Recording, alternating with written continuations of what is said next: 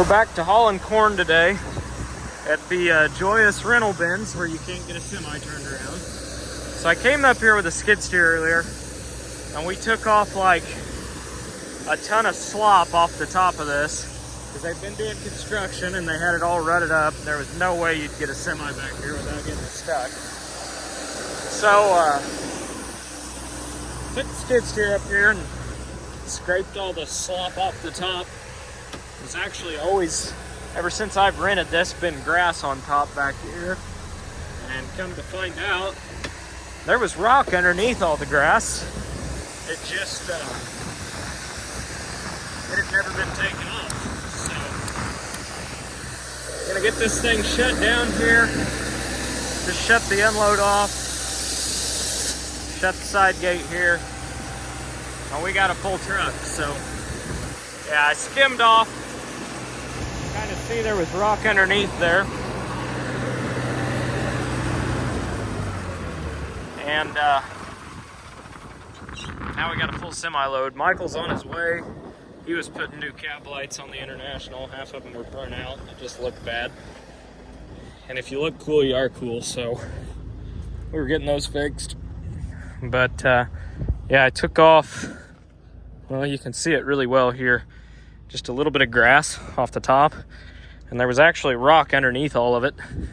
And a really hard base, but it was just so slimy on top. There was no way you were gonna get a semi in here, so I don't know. Me and this landlord here, if you want to call it that, the guy that owns these bins, we've gone round and round and round for 2 or 3 years now, it seems like. He was supposed to get bin sweeps for both of these bins. Neither one of them have a bin sweep. The unload's completely shot on this one. He was supposed to get a motor for that bin unload. And as you can see, there's still no bin motor on that one. So I'm done renting these bins after this year. And we're home for the day. We're gonna get to see a little bit of a show drive by here. Right about there. All lit up with new cab lights. Looking sharp. I like it. Morning. Hauling some more corn today. Actually hauling to Purdue feed mill today instead of GPC like normal. They're within a couple cents, and GPC you've got to have an appointment to get in there. It's kind of a pain. The line's not bad here at all. There's 2 trucks in front of me and that's it. So it's just a lot less hassle to come here. So that's why we're here. Dumping. Morning. We're sweeping. Sweeping. 24-foot bin sweep in a 28-foot bin. So you get to do a lot of shoveling too. All right, we got Michael loaded and the bin sweep started. So I drove back to the farm. The bin sweep we were using was actually here, and he called me, said the bin was running empty, so I ran the sweep over there. Got him loaded in the International, and now we're in the Volvo. We loaded this one last night, so we're gonna run that in. We're supposed to get some fairly severe storms later this afternoon, I guess. They're talking real high winds and tornadoes and everything else, so that'll be interesting. So I'd say we're done for the day. It's gonna get sloppy and muddy over there anyways, so after this load it looks like we got about 10 minutes and then it will be it'll be pouring down rain. So, and there goes Michael. So he's dumped, he's headed back home. I'm about to dump and get headed back home. Right there is where we're going, so almost there. Well, this is perfect. There's absolutely no line at all, so can't beat that. Well, I'm leaving the farm today and we've got a wind straight out of the east. But I've been watching that flag go from the east to the west, to the east to the west. Right now it's coming out of the east. But we're under a tornado watch now, so that's fun.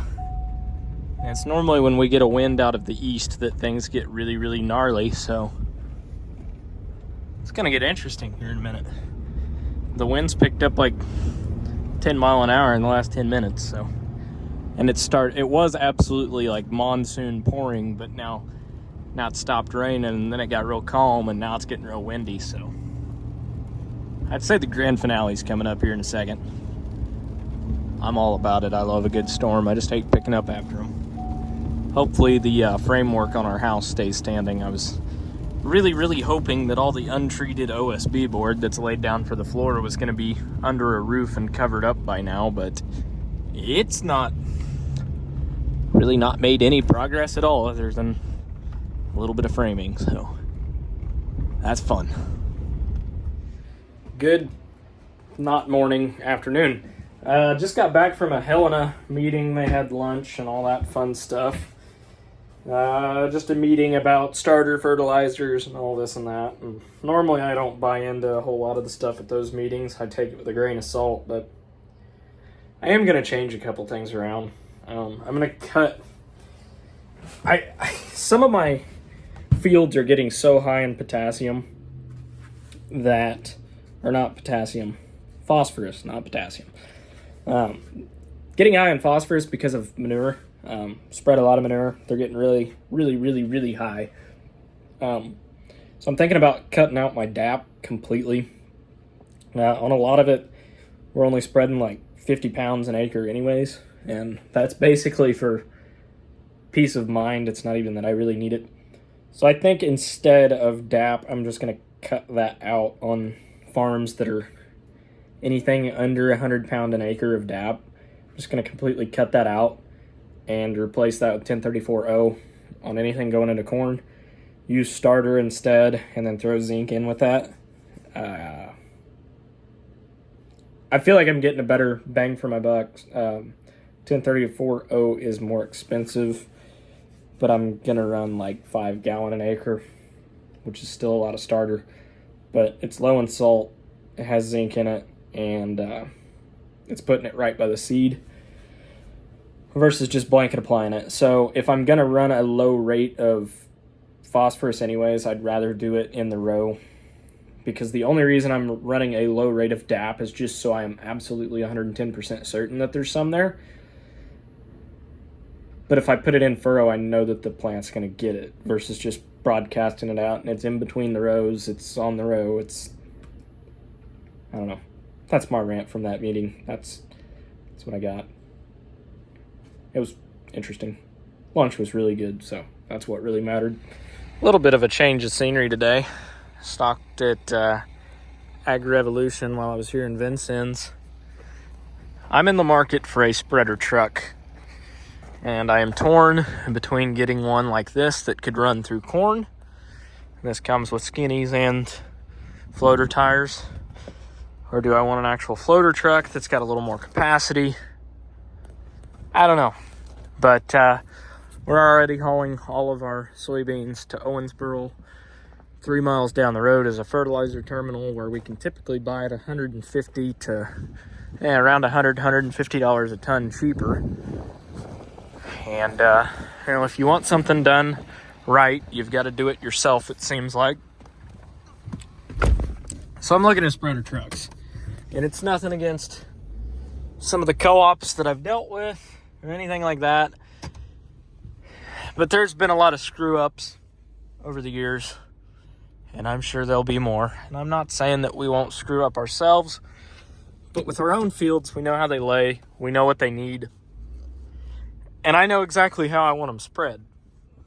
And the fact that with our own spreader, we've got the option to buy fertilizer cheaper from a co-op or buy it off the river cheaper, just depending on who's cheaper at the time. I don't know. It intrigues me. It's not something that I'm dead set on doing, but I've been crunching numbers.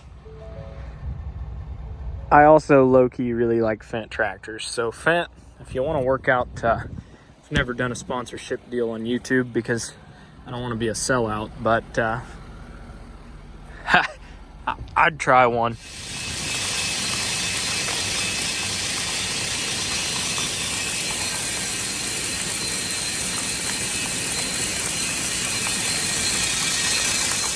All right, we're at Home Depot. We went and picked up our paint chip for our cabinets this morning. We are going to look at some countertop options, sinks, dishwashers. I'm gonna get our flooring sample. And we're gonna look at some backsplash tile while we are here today. And just cross some things off of our list. Right, Cooper? No? Okay. He's just along for the donut holes I got him. We obviously couldn't start our day without some coffee and donut holes.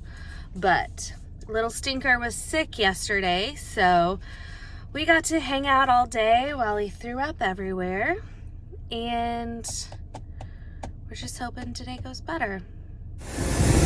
We're back again today. Got that bin finished up today. Got it swept out and cleaned out. That is the last time I will have to fill that grain bin, and I am eternally grateful for it. I can't wait to be done with this one. Had to put new capacitors on because this motor doesn't have a cover on it. So as you can see, I made a cover for it today with some good old silver, good old duct tape. So got it going. This is an 8-inch unload on this bin, so it's at least a little faster. We got the truck half loaded. Michael's on his way to Napa to go get some oil filters, some engine oil, and a bunch of different filters. He's working in the shop today, and I'm hauling some corn, but I'd say tomorrow we'll both be hauling corn. Try and get these bins down, get some grain moving. This is really, really clean corn though. There's hardly any kernels that are cracked, no splits. It's clean. It's not got any trash in it, no cob. It looks really, really nice. So I don't know what the moisture is in this bin yet. It feels dry and it's flowing like it's dry, so we should be good, but hopefully. We'll see on this first load. Dumping. You love to see it go. Especially at almost $7 you do. Got a little carried away dumping there, but we made it.